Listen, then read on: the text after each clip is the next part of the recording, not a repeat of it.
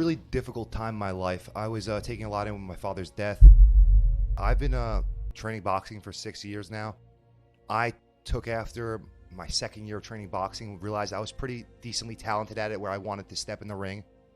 And I just wanted opportunity that I thought was valuable to me, whether it was financially or gaining publicity, whatever made the most sense for me at the time.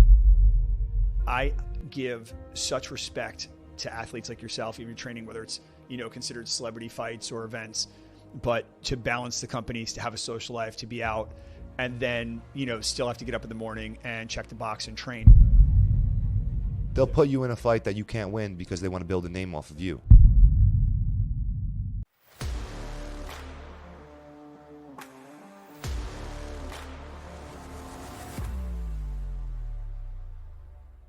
Hey guys, welcome back to Tough Love with Dr. John O'Connor. Today's guest, Drew Mournet, entertainer and entrepreneur, is going to be joining us, and I'm so excited to see him and actually talk about the history that we have together. Drew, welcome to the show. Dr. John O'Connor, how are you doing today? Excellent, kiddo. So let's jump into this. When I reached out to you, it brought me back when we connected a few years ago and hadn't seen you since you were a young boy when we lived in our first house in Jackson with the kids. I believe I knew you right around 11 or 12 years old. And seeing that time, for you went through it, and we're going to touch a couple things to your impressive career now as as an entrepreneur and, entertainer, but what you were going through. I believe you just lost your father, and I had moved in with very young kids, and you were this incredible young, hyper kid, reminded me of myself, and you were our next door neighbor. And tell me about, just that process in your head, looking back and meeting me and our relationship. So when I met Dr. John O'Connor about 20 years ago, it was a really difficult time in my life. I was taking a lot in with my father's death and having to become the man in the house and doing whatever made my mom happy and helping her get to that next level financially where she was happy, because only being in the house with one man, being me at 13 years old, could be tough. Having a single mom that works hard, has to come home with a paycheck and feed the family, and have a sister and me to raise. It sucks not seeing them get to where they want to be as fast financially. And you sometimes have to step up as a man and help your family and take different avenues of making money and come up with new entrepreneur ideas, because your time is what is the most valuable in life, and you only have a certain amount per day that you can make the most maximum amount of money. So I took my time at that age just to touch up on getting better as me, because I was so young. So we're talking about a young kid. Yeah, we're talking about as a young boy. I was so young, yes. Sure. So I was just learning, and watching what John did at that age helped me realize what a man was and how many different avenues of helping his wife, having the business, studying still, helping his athletes, and how many different ways he could make money and utilize his time was a great example for me, because I didn't have that at my age of 12, 13, because I didn't have a father, and when other people would come and go in my life, they wouldn't be there for long. So Dr. John O'Connor was a great role model for me at that age of 13. Listen, that chokes me up a little bit, because obviously when I saw you, it brought me back. And I think, you go by Drew now. So when I saw you, it brought me back. I saw the young boy, Andrew, and I was chuckling because, I didn't want to say, and I laughed because kids knew you as Drew, or the adults that were like giving you all the respect because you're all over social media. You have these celebrity fights and all these things you do. And I was so proud of you. Right. So I'm glad to see that. I knew then with your mom and your sister, and I know you still help them out to this day with all your business and whatnot. And it was probably hearing about how you thought at 13, now at 31, it makes my heart smile as a young man that you really did what you said. Right. And I think we talked about earlier in visualization is one of your keys in success in your business. Right.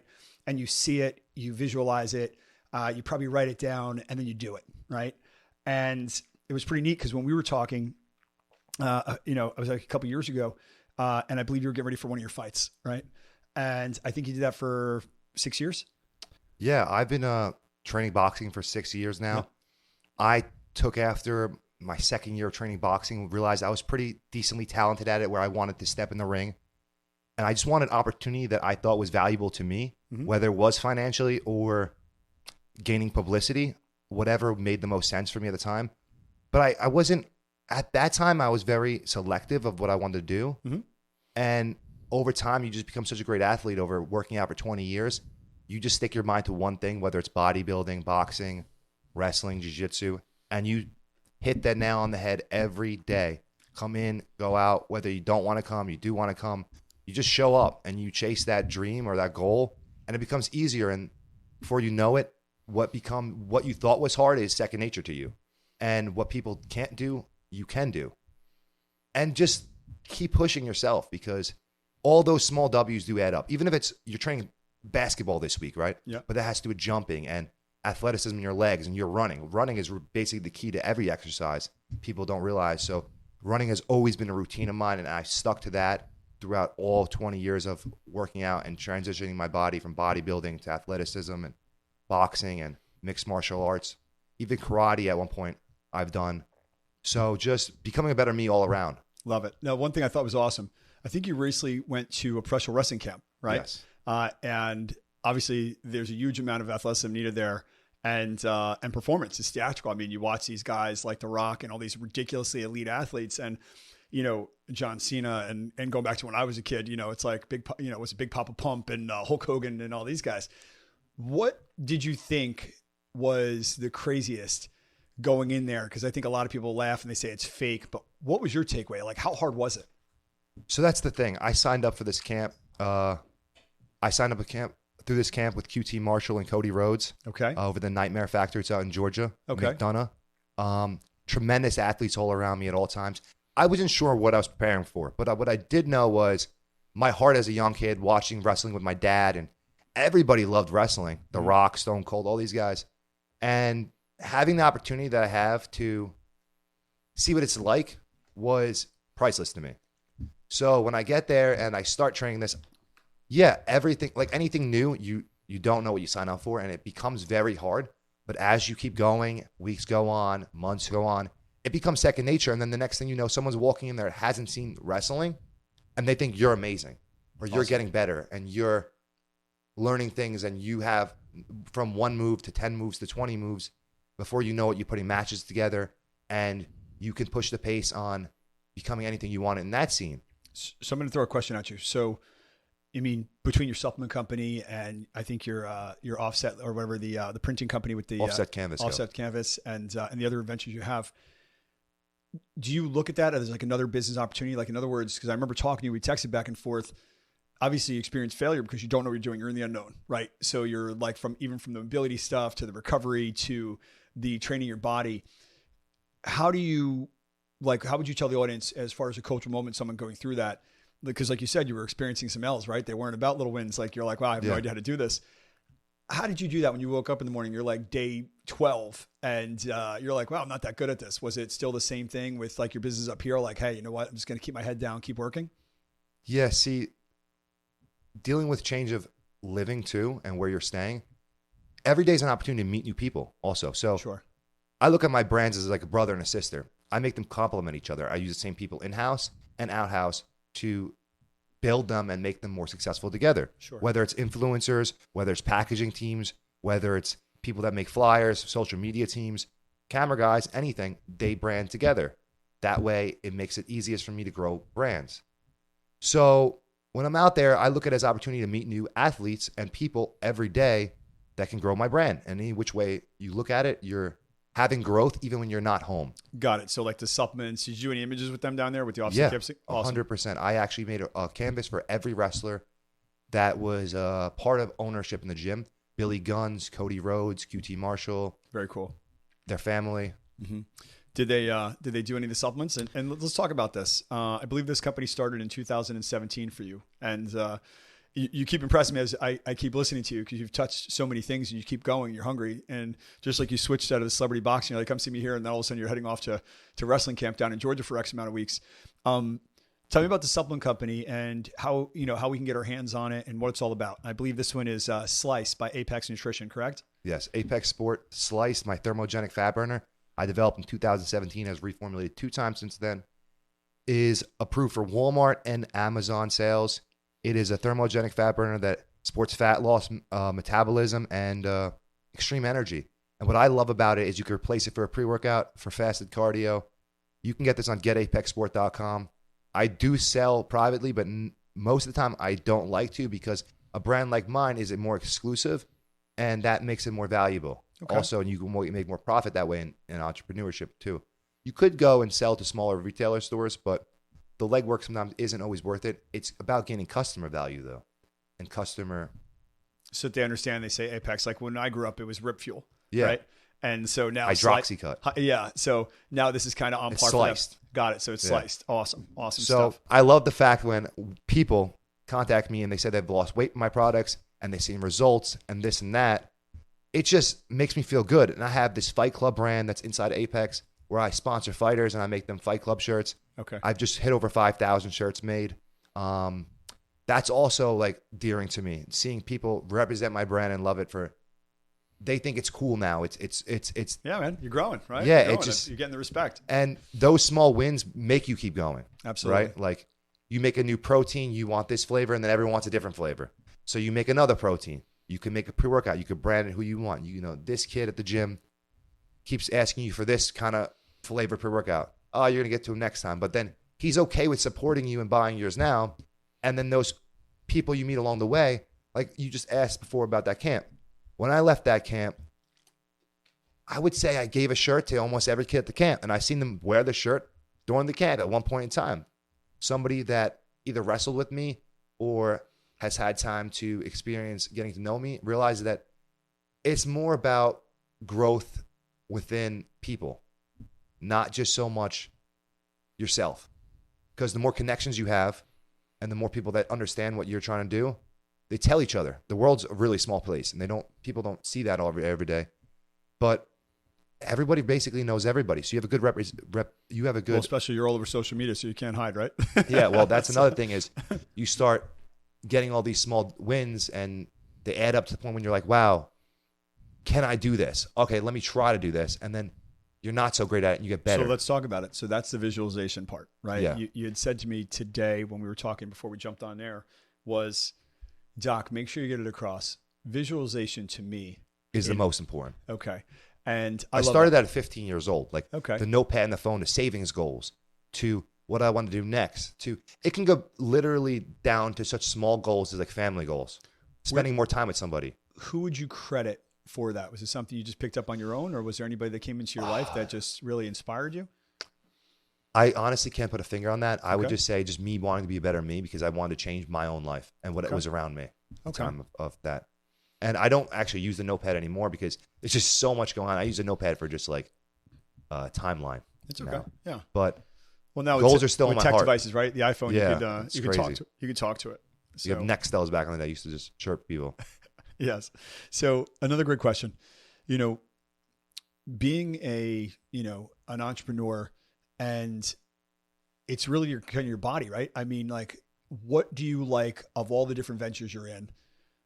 And what's your most intriguing one to you that is challenging? Like, I'm sure one of them comes easy to you and you're like, wow, this is easy money. But which is the one that if you said on your wish or bucket list, like, I would want to be great in this. I want to be known internationally doing this. What would you tell the audience? See, that's changed over the last couple of years a lot. Okay. The supplement company, I love it dearly. It's one of those things where it just keeps growing and it keeps impressing me where I want to stay growing that forever. And that's my favorite thing because seeing people have their good results and stuff. But entertainment wise, wrestling has just got such a great spot in my heart. Seeing these crazy moves they do and then telling myself I want to do it. And then you try it a couple times, you get better, and then you start doing them. Mm-hmm. There's nothing like it. Seeing that kid that you're his hero after the wrestling match and being able to put a show on for your friends and family and having someone root for you. It feels like how I would imagine. It was funny. I went to a charity event. It was a Boomer Esiason's event. And I had never heard it before. He called it a NERP, a non-athletic regular person, right? Yeah. And an NPC in my mind. Well, but regardless of what we identify it as, it was pretty funny because there were a lot of elite athletes in the room, so everybody chuckled, and and it was Phil Simms. I mean, you got two iconic quarterbacks, right? Boomer Esiason and Phil Simms standing there, and the poor guy that they had on the set probably went home with a welt on his right butt cheek because they kept like lining up behind him and slapping him on the butt for the play every time. By about the fourth smack, I thought the guy was going down for sure. But it was funny because I think Phil had called him a nerd, but to flip that around, meaning, do you find it to be a little intriguing to be on stage in front of those people and kind of feel what they're feeling? Like you almost feel like that. Well, you are. I mean, at that moment, to that young boy or young girl, that young person, you're a professional athlete. Like, you know, you're a superhero to them.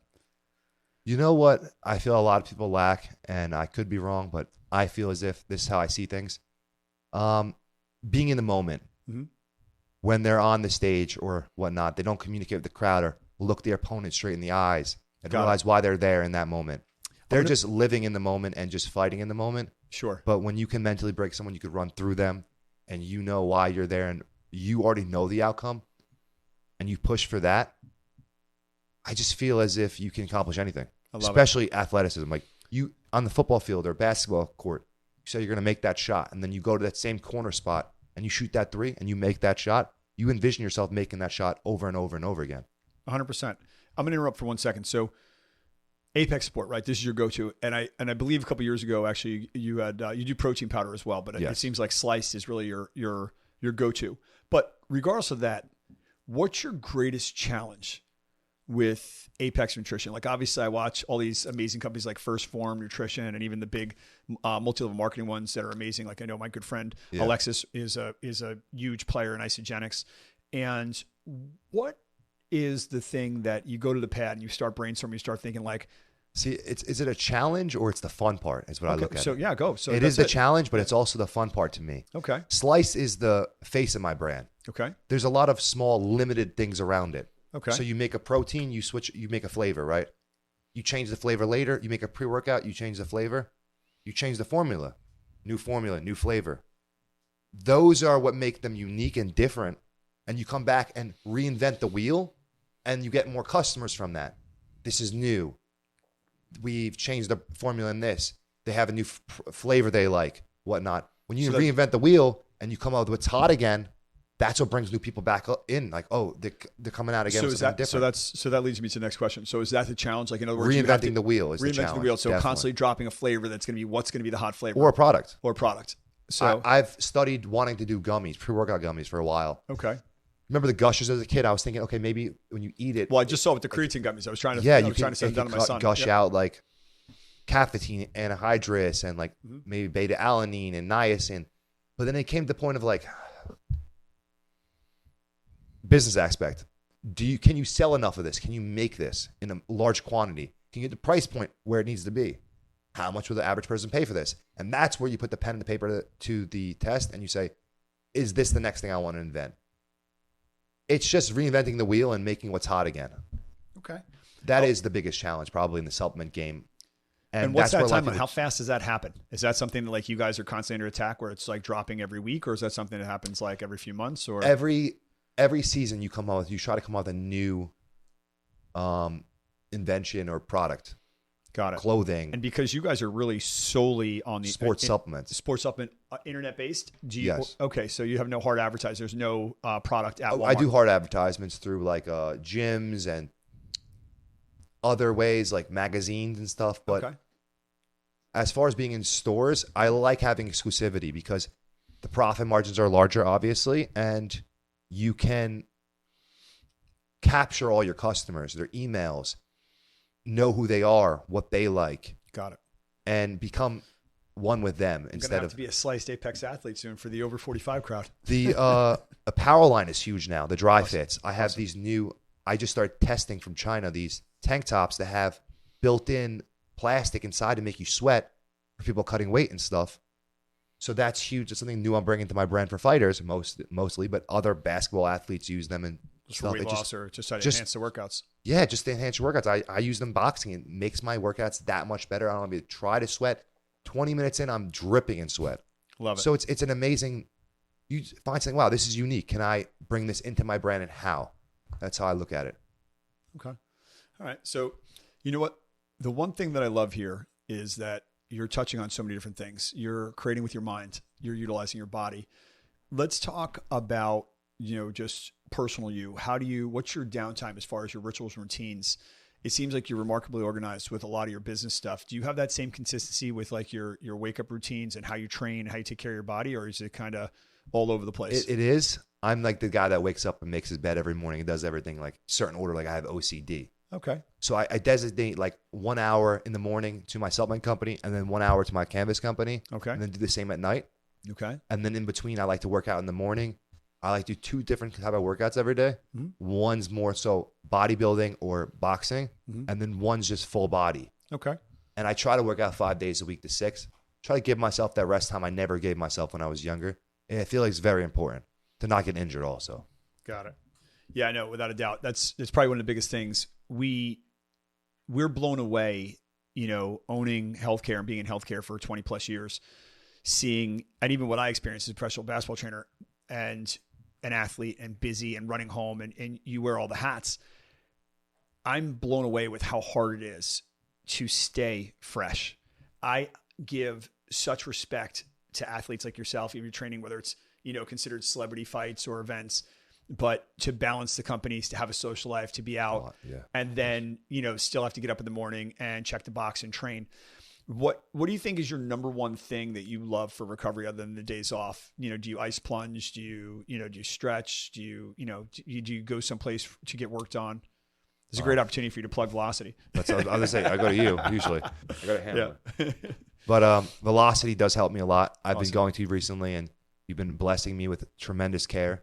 I actually hate the cold, the ice plunge stuff. I've done it. Mm-hmm. I do it. I don't know what people see in it. I know the muscle recovery. I like a hot shower. That's me. Yeah. But it's a physiological effect. You have to kind of get into it, right? It's weird. It's definitely a preferred. I'm like a BCA type of guy and like that stuff, like medicines, but I'm not big on like just rest, just real rest. Okay. It heals everything.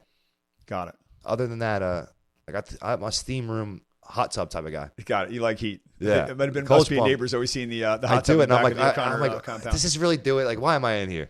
So I actually, the funny thing about it is I was blown away because when you're in healthcare and you're looking at what people say clinically helps, but now they're putting in such research in it. And I know that like my video creation team and the guys that help me with all my social media and getting us out there are constantly giving me like who the people are that are in the forefront of that. And, between, Wim Hof and Gary Brecka and these people that literally put a ton of, education and research. And I was actually just talking to a friend the other day, and he was pulling a research article out of a Scandinavian country about the benefits of ice baths and how they release certain enzymes and proteins into the body. So, I'm starting to get more into it because now it's just not go freeze yourself and see if you're tough enough to land 10 minutes, but it actually does have a benefit.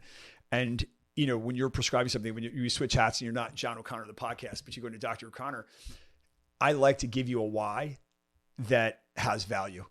And we talk about that all the time is like, we want to bring out to our listeners things that create value. Every time I post now, I think, hey, is somebody going to read this and say, I got something out of that? If you get up in the morning and you have your rituals, your routines, and I'm saying, hey, what if you plus one it? What if you add this, right? I joked around today. We cranked off, 30, 40 push-ups before we jumped on the set. And I laugh because I'll tell people every day, I'm like, one of my buddies launched a fitness app and it's like, every hour you do 1 minute of fitness. Yeah. Right. And I thought it was like, wow, it's kind of weird. Well, you know what it is? 1 minute. You say it, but you say it for the person that's sedentary, that doesn't work out. That doesn't work out. Yeah. Yeah. No. So in a corporate setting, people with back injuries sitting all the time, they don't exercise. But what? So the benefit is this. Where do you jump and do 1 minute, like push-ups, sit-ups type stuff? It's basic, and the food store? No. It's, they want it to be where they're at the workplace. So you might do like tricep activity or like, a chair push-up. Yeah. Like on the cabinets in the kitchen. But if you're not doing anything about that benefit, and it makes sense because it may motivate that person. To a person that exercises, everything's intriguing to the sedentary lifestyle. But to the sedentary lifestyle person that doesn't do a lot, they think, it's crazy. I'll be with my film team and we're filming for fitness videos, which I got to get you in for a workout one day. And I think I was working with Mark the other day and he did a fantastic job during the footage. And we were chuckling because I was staring at him and I could tell he was getting ready for his workout, whether he was going to do legs or whatever. But if you have somebody that's sedentary, they're looking at you like, are you insane? You're filming at 9, you're here at 8 getting ready. And for athletes, I look at you like the one day you were coming into the center for 30 minutes, you were a recovery day, you were working out, right? So I think anything, when you have that opportunity to inspire people to say, hey, listen, this is why I like to be fit. This is the benefits. This is what you can do. I think that's what it's for. I think these apps and all these spins are just to give people that are looking for motivation and an inspiration, And I think like anything else, you know, the Coliseum effect, like people want to be in a stadium. You love talking about the young kids watching you wrestling, but those people love to be there.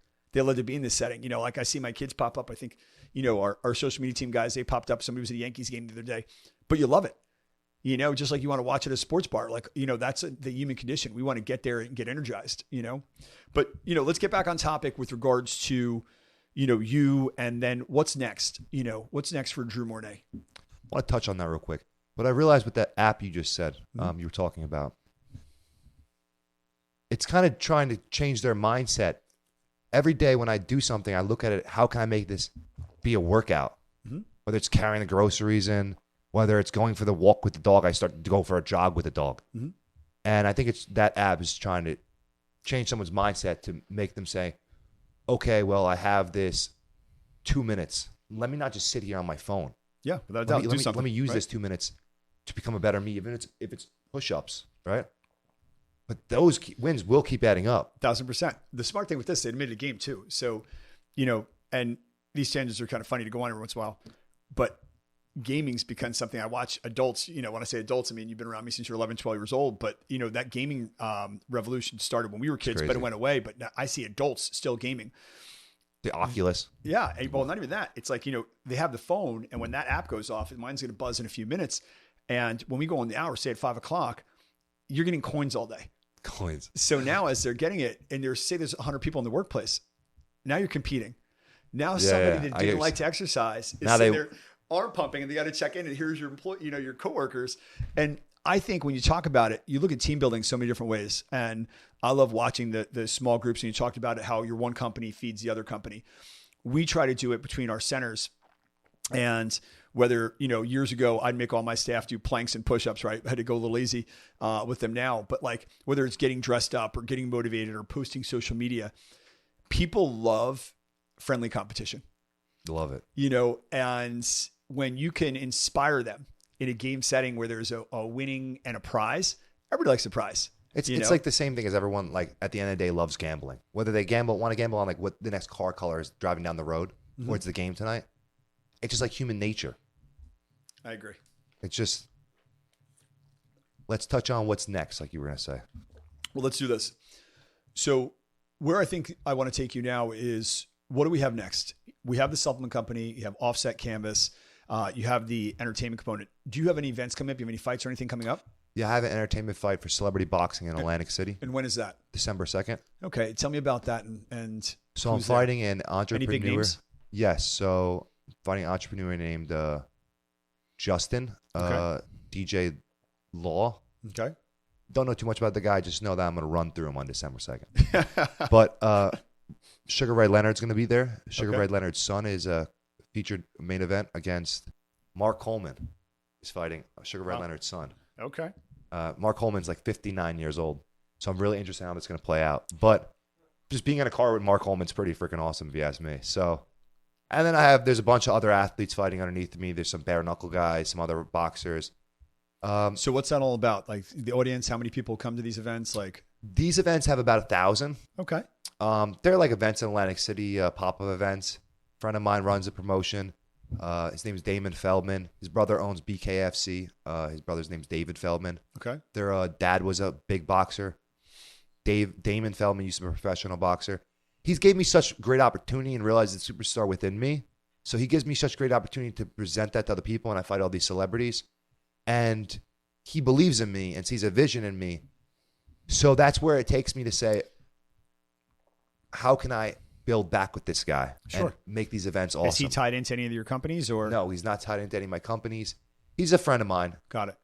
And he just gives me opportunity and believes in me to become the face of his brand. And I have become the face of his brand over the last couple of years. Talking about some of these celebrity events and people you meet in your business dealings, how do you deal with people that you don't interact with well? What's your philosophy on that? We know visualization is how you get to success, but when you run into something, a person you don't like, or a person that maybe doesn't see you in the light that you want to be seen. Like I love the way you referred to that boxing promoter, that he sees you as a spotlight in his business. Yes. And so you want to show up for me. And you know, it's very similar that you've always been that way since you were watching. I'm big on loyalty. Yeah, 100%. I'm big on loyalty for this guy. Listen, you know, and so there's other promotions that want to use me for boxing events. Okay. but he just makes me the star of his. So I don't really feel as if it's needed to Understood, to spread out. So you want to stay there. So you're big on loyalty. So the takeaway is this, is that I grow with someone. Yeah, there you go. So this is something he started, and it's been a nice evolution for you. He's been doing this for 20 years. He has put on some of the biggest celebrity boxing fights known. Awesome. I fought on Lamar Odom and Aaron Carter's card about 3 years ago. Okay. He's had some fights with Roy Jones Jr. to some big time names back in the day. Awesome. Yeah. A lot of like wannabe rappers or whatever. Okay. Mostly. That's all right. So that's awesome. So, it's funny when we're putting these shows together, what we love to see is that there's always going to be those kind of hiccups that happen where you're like, hey, you know what?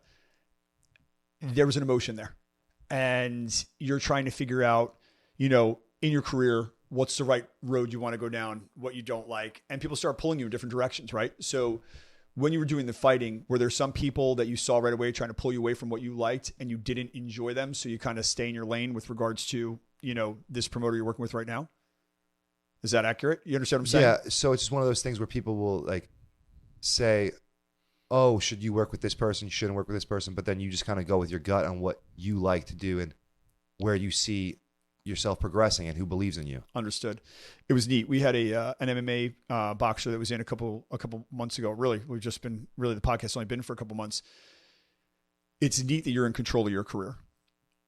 What I learned, with Dana White's company, is for those guys, it's high pressure. They'll put you in a fight that you can't win because they want to build a name off of you. Yeah, and even more than that if you lose, you're not marketable. Like you need to be a star, and it's got to be a rematch component.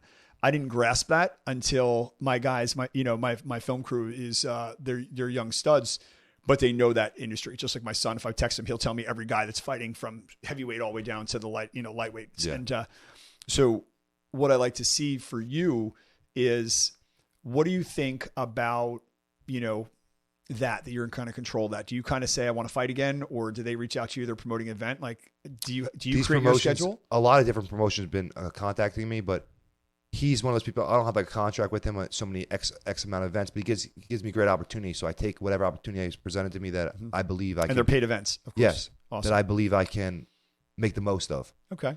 And I've seen so much. One of my best friends is Phil Caracappa. He's an MMA fighter, pro MMA fighter. I see what those guys go through and how far one loss can set them back. Yeah, we saw how much they go through mentally, cutting weight, and with training jiu-jitsu and having even the karate aspect of kicks involved in fights is a complete elbows, knees. It's a completely different aspect of MMA and mixed martial arts and fighting. What I do is entertainment boxing, and hopefully stunt wrestling at a higher level soon. Awesome. Well, listen, so many exciting things to talk about. I love it. It seems like this business right here with the Apex Sports Nutrition and your different companies seem to really excite you, but it really seems like you really have a hunger to be in this, to be perceived or seen as a professional athlete or a professional entertainer. Right. And I have a question. Athlete. I like athlete. It's an entertainer because. Are they entertain athletes? Like, how would they do that? If I was walking around with you on the stage with these people and they're talking to each other, I know they're athletes, right? But if you wanted to look back and read back on your career 10 years from now, how would that read? I want to get that respect, be called an athlete.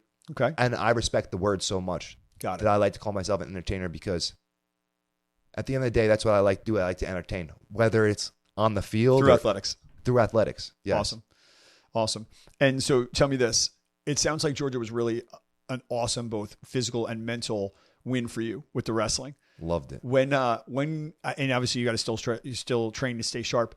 When can your audience, all right, when that happens, when are you going to hit the wrestling match? When am I going to see you get into the ring? I'm focused on this boxing fight right now, but wrestling is just second nature now. I could put together a match tonight if I wanted. Got it. It's just when the promotions reach out that I've been talking to and reach back that I see the most opportunity with. It's another one of those things, loyalty. You find a promotion, you don't know if it's what you want in the indie world or if it's going to brand you the way you want or if they're going to do anything for you. The indie wrestlers do not make a lot of money to start. What does that mean? What's indie? Independent. Oh, independent wrestlers. They call them indie shows. Got it. So they don't make a lot of money to start. So you want to find a promotion that makes you their superstar and believes in you and pushes you, or it's probably not worth your time. You might as well put your time into training and getting better. Mm-hmm. that's the most important thing, is finding a promotion or person that runs a promotion that believes in you the most. So it comes make back you to the star. So Yeah. you said that before. So I think the big takeaway for you is loyalty. Huge. So it's making me smile. Like I think this episode, we have our name. This is about the importance of loyalty Yeah. with Dr. John. It really should be, because loyalty will get you further than talent ever will. Okay. You're good. The other guy's better, but you're more loyal to the coach who's going to play more. Got it.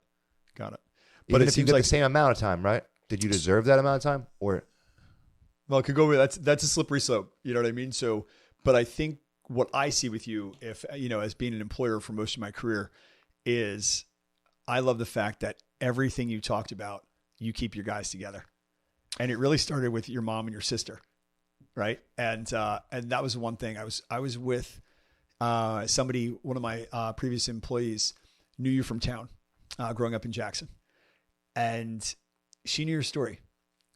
And she knew how good of a brother and sibling you were to your sister. And I believe she's got a daughter you help out with, right? A son or daughter? son and daughter. Son and daughter. And as well as you help your mom. And it was so nice to hear that without you telling me. And when I see you, it's like seeing family, right? So we get excited, we talk, Yeah, we blow through each other. And it's just energy. But I could hear that. And we opened up today's podcast about loyalty. And you even jumped into it that I met you at 11 or 12, and you wanted to get to being the 31-year-old version of yourself as a child, to be able to take care of them because of the loyalty. That's the thing. Right? Yeah. Like, I feel like you go to college, people go to college, they get jobs, they make X amount a year.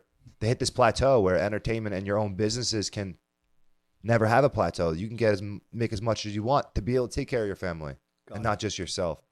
And that's probably why. So is family first for you? Yeah, of course. I mean, at the end of the day, I only really have a sister and a mom and some cousins and aunts and uncles. But, sure.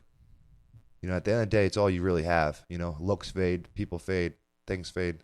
Like, you have that, you were paralyzed when you were younger. That could happen tomorrow to me too. I could 100%. I could literally crack my neck in a wrestling match next week, and then who's going to be there? 1,000%. And it's funny. With that being said, we have had the amazing opportunity to be co-hosting. Well, I was doing a speaking engagement, and Eric LeGrand, who's going to be one of our future guests, actually did break his neck. He severed his spinal cord playing at Rutgers University. And I believe right around this time is like the anniversary of the injury. And I was blown away as a person that was paralyzed and recovered, and seeing somebody that didn't. It's terrible. I'll tell you, what's funny? And any of my content though, right? Content, happy. Yeah. And I see people that have everything that are miserable. Yeah. And this young man, and everybody came up to him, touching him and smiling at him and speaking. And to him, it was his normal, and he was good with it, to the point where, like, one of the guys went to shake his hand and then did it again. And Eric felt terrible and laughed at the same time and said, "It's okay. Yeah, you can shake my hand and touch my hand." So the guy, and I'm watching the whole thing, and when the guy really realized, "Oh, you can't move your hand," and he just touched his hand, he goes, "Hey, listen." He goes, "Happens all the time." And he was so amazing about it.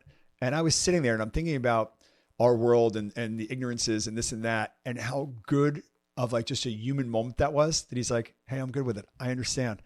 And, his confidence in himself and that amount of love that he puts out is why I know that young man is going to do great things in his life, much like you're going to.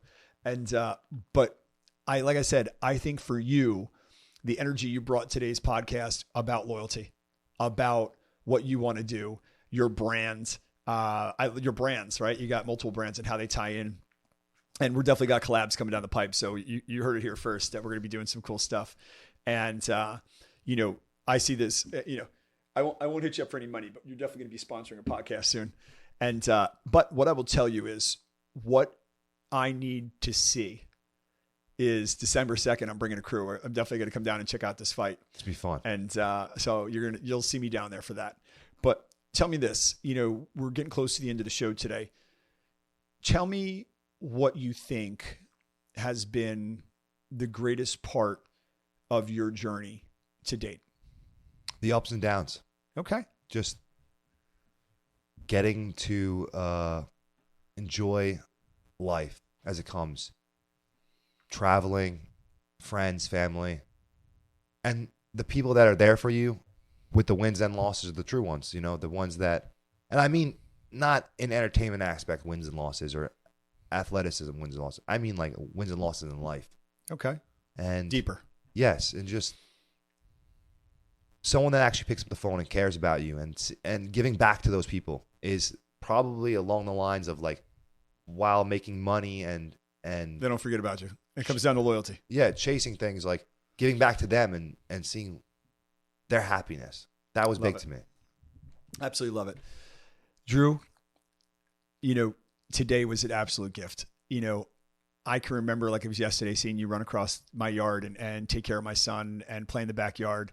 And, I'd always have athletes out there, and you got to see, you don't even realize, you got to see a lot of amazing pro athletes out back, and, that were your age, the age you are now. And you were a young boy, and you and my son, who's now playing baseball down at IMG. And I have to say, you've grown into a fine man. And I'm so excited. Yeah, I can't wait to see what you have to do. I'm looking forward to getting down there on December 2nd. If I'm in the area, I'm definitely going to be at your fight. And you know what, guys? Thank you so much for joining us today. Drew Mournet right here. Follow him on Instagram. He's got Apex Nutrition as well as his own personal page. We'll have everything listed on the close of our story on our social media platforms. And if you found value in this today, do me a favor, please share this. This young man had an extraordinary story. He's been through a lot, from the adversity he dealt with losing his father at a young age to understanding loyalty and what to do and appreciating that. And so again, if you have value with that, as much as I got out of today's conversation, share it. We'll see you soon. Thank you.